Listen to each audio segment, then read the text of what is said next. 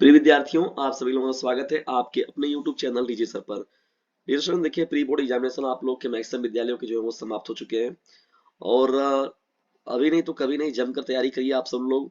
और pre board परीक्षा बहुत ज्यादा मायने रखेंगे आपके बोर्ड एग्जामिनेशन के लिए।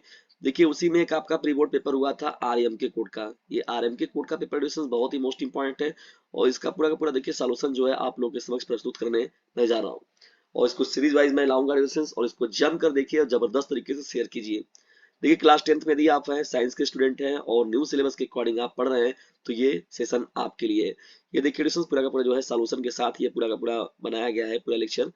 तो यहाँ पर हम लोग बढ़ते हैं, यहाँ पर देखिए डिस्कशन और देखते हैं इन प्रश्नों की श्रृंखला को। देखिए जो बातें की गई हैं ओएमआर शीट में भरना, ये चीजें जो है आप याद रखिएगा। हम लोग स्टार्ट करते हैं आप लोगों के बहुविकल्पी प्रश्नों की श्रृंखला को और एनसीईआरटी बेस आपका सिलेबस जो है उसके अकॉर्डिंग ये पूरा का पूरा डिस्कशन होने वाला है।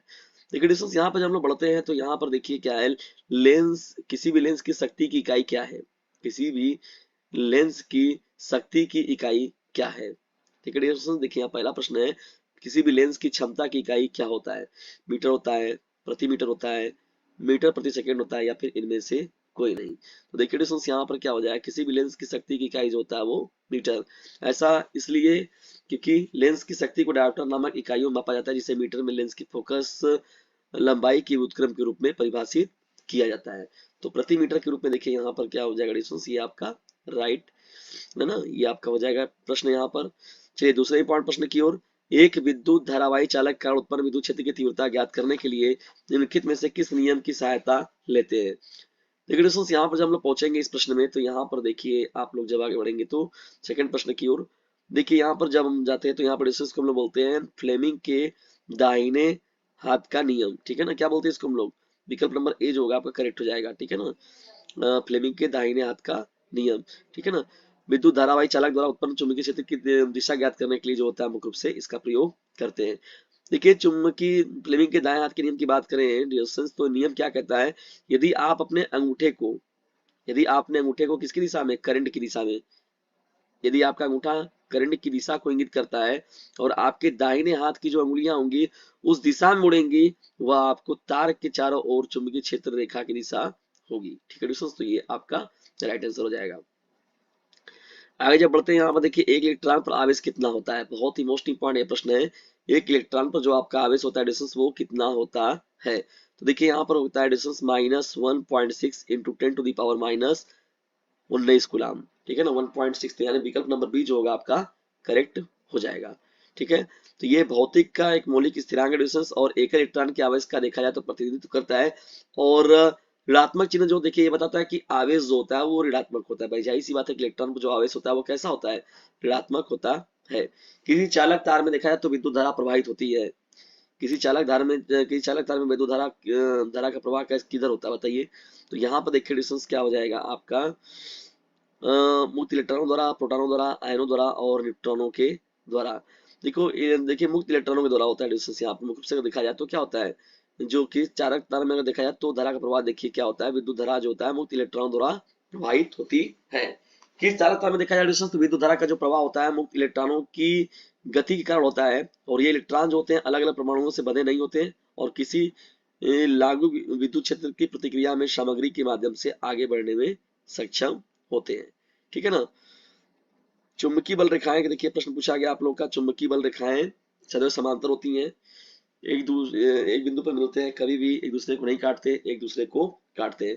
देखिए चुंबकीय बल रेखाएं जो होती है जिन्हें चुंबकीय बल रेखाएं कहते हैं वह एक दूसरे को क्या करती है, काटती है। तो यानी विकल्प नंबर डी जो होगा आपका क्या हो जाएगा, करेक्ट हो जाएगा।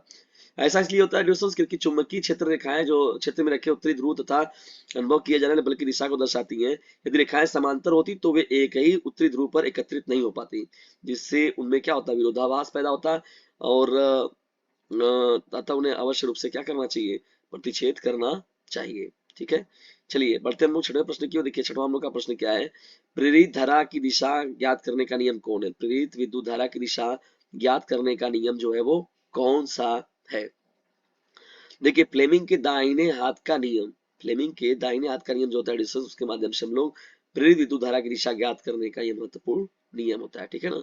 देखिए यहाँ पर जो लिया गया इसका एक्सप्लेनेशन है पूरा आपका, इसको देख लीजिए। फ्लेमिंग के दाहिने हाथ के नियम का उपयोग क्या करते हैं, प्रेरित धारा की दिशा को दर्शाता है। जब वह चुंबकीय क्षेत्र से गुजरता है तो दाहिने हाथ का अंगूठा जो होता है चालक की गति की दिशा को इंगित करता है, और उंगलियां जो होती है चुंबकीय क्षेत्र की दिशा को इंगित करती है। तो हथेली जो होता है प्रेरित धारा की दिशा को इंगित करेगा, ठीक है दोस्तों। ये इंपॉर्टेंट प्रश्न रहेगा आपका। चलिए आगे बढ़ते हैं, यहाँ पर हम लोग उपभाग 2 में बढ़ते हैं। देखिए यहाँ पर जो है ये दिख रहा है इंगित करने के लिए यहाँ पर आप लोग को। भाग 2 से हम लोग ला रहे हैं केमिस्ट्री से प्रश्न है आपका ये।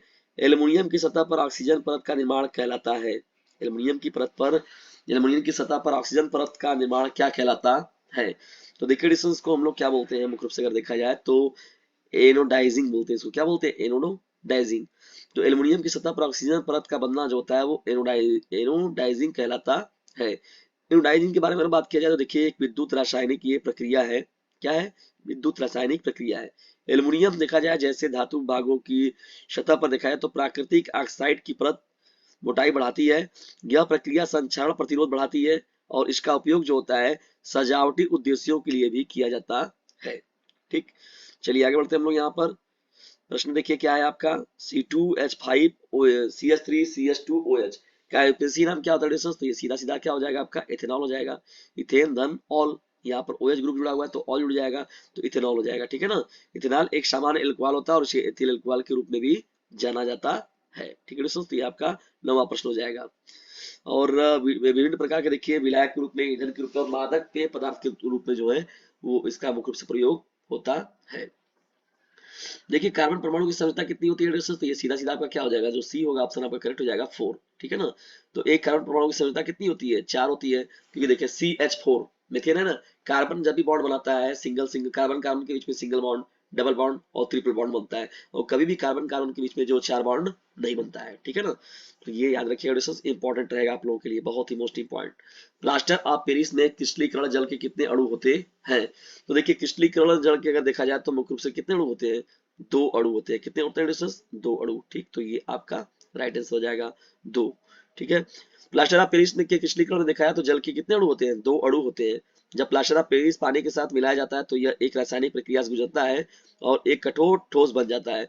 इस प्रक्रिया में प्लास्टर की क्रिस्टल संरचना में पानी के अणुओं का समावेशन शामिल होता है, जिसमें 2 अणु शामिल होते हैं, ठीक है। चलिए लेड नाइट्रेट का रासायनिक सूत्र क्या है। तो देखिए लेड नाइट्रेट के बारे में कहा जाए तो PbNO3 ट्वाइस हो जाएगा आपका ना, विकल्प नंबर जो सी होगा ये आपका करेक्ट हो जाएगा, PbNO3 ट्वाइस। लेड नाइट्रेट क्या होता है, एक विषैला पानी में घुलनशील पदार्थ है जिसका उपयोग आमतौर पर देखा जाए तो आतिशबाजी और माचिस के उत्पादन सहित विभिन्न औद्योगिक अनुप्रयोगों में किया जाता है।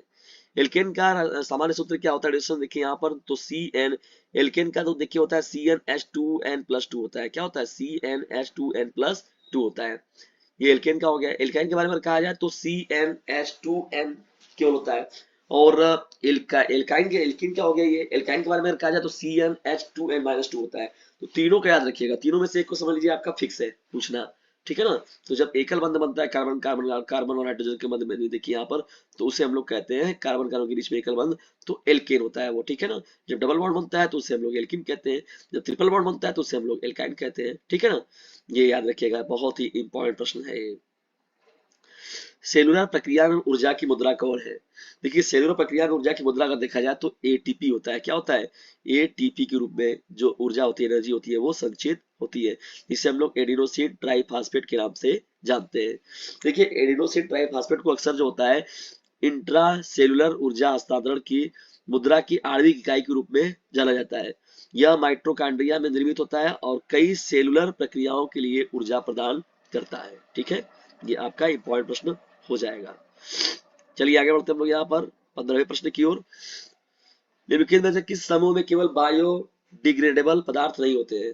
घास, फूल और चमड़ा, घास, लकड़ी और प्लास्टिक, फलों के छिलके, केक और नींबू, केक, लकड़ी और घास। देखिए केवल बायोडिग्रेडेबल अगर पदार्थ नहीं होते तो देखिए घास, लकड़ी और प्लास्टिक, ये आपका क्या होगा, राइट आंसर हो जाएगा।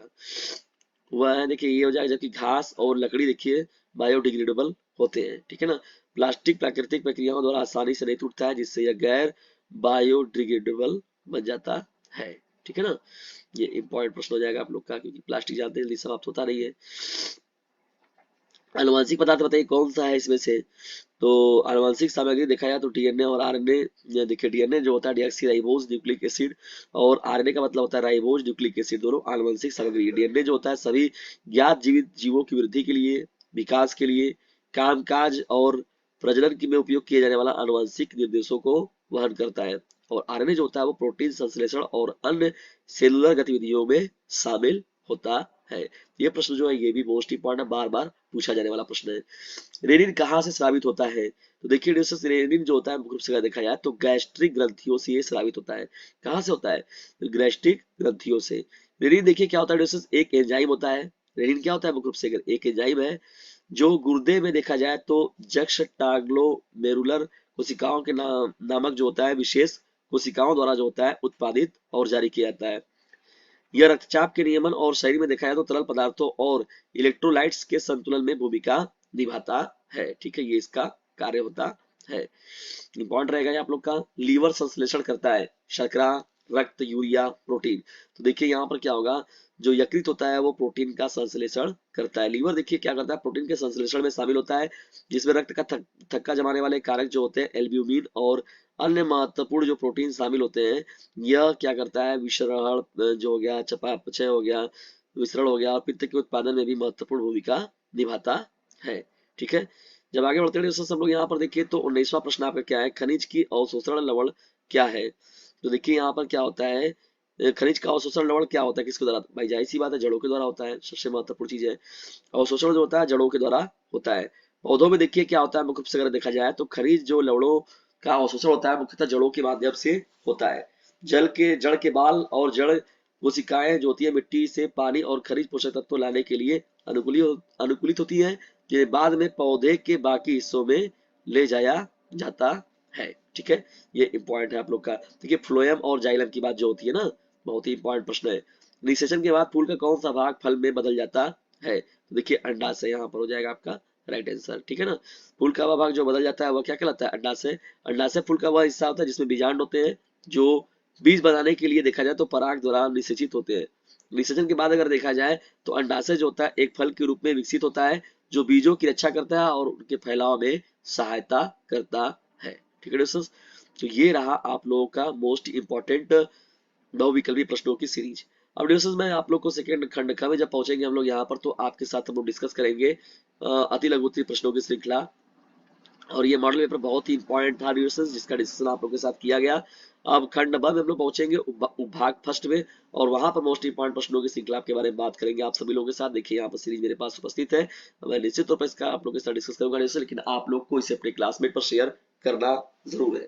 जितना ज्यादा आप शेयर करेंगे दोस्तों उतना ही मोस्ट इंपॉर्टेंट कंटेंट बनाने में आपके लिए मजा आएगा। और जबरदस्त तरीके से जो है इस चैनल का आप भी लाभ उठाइए और दूसरों को भी इससे लाभान्वित कीजिए, जिसका नाम है डीजे सर, लोगों के अंदर ज्ञान की पुंगी बजाने वाला, न कि गानों का रेमिक्स बजाने वाला। तो इसे कर दीजिए अपने क्लासमेट पर शेयर, क्योंकि बोर्ड एग्जामिनेशन है आप सभी लोगों के नियर।